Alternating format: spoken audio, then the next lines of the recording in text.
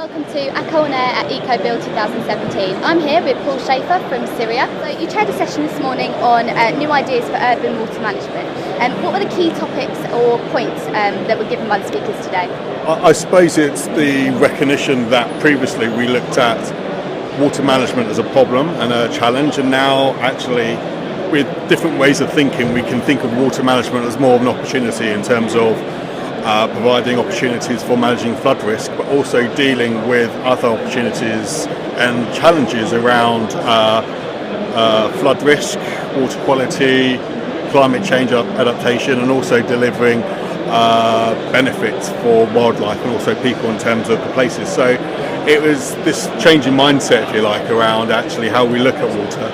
And I think it's a recognition that it can't be solved by one group of stakeholders. So previously we used to look to engineers to deliver the good practice, but now we recognise that we actually need engineers to work with landscape architects and urban designers to come up with approaches that deliver multiple benefits. Really. So it's more collaborative. Yeah, it's also about working with the community to enable them to realise there's an opportunity to deliver better ways of managing water and also better quality of life around where they live as well. So it's collaboration with everybody, including communities. Okay. And in your opinion, how resilient is the UK to extreme weather shocks, and where do we need to look for solutions?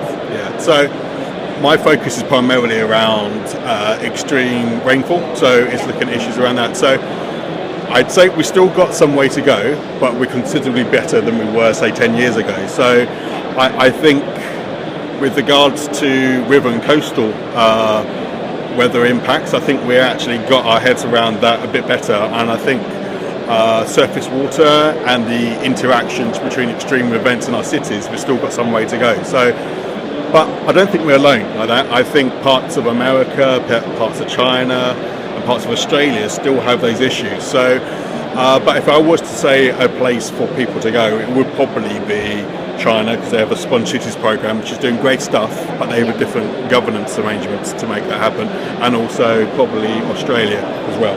Yeah. So, Okay. And does the disparate nature of decision making about water in the UK, such as say environment agencies and government, hamper the implementation of new solutions for water management in the UK? Yeah, I'd definitely say it does. So we've got a mixture of private sector organisations that are regulated and public sector organisations.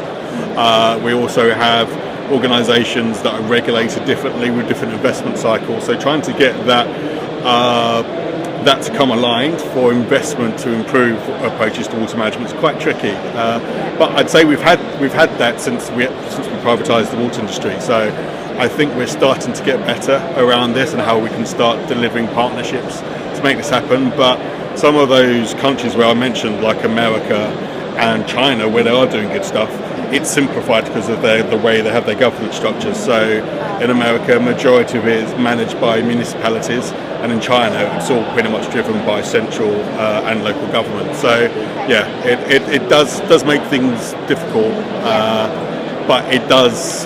There are things getting delivered, but that's primarily through champions and different organisations. So things are happening, but it'd be a lot simpler. I don't think we're ever going to be able to rewind it to nationalisation of the water industry and public sector organisations driving through water management. So it does work. Yeah. It's just not as quickly or as efficient as it could do. Yeah. Okay. Well, that's great. Thank you very much for talking to us No problem. today. Thank you.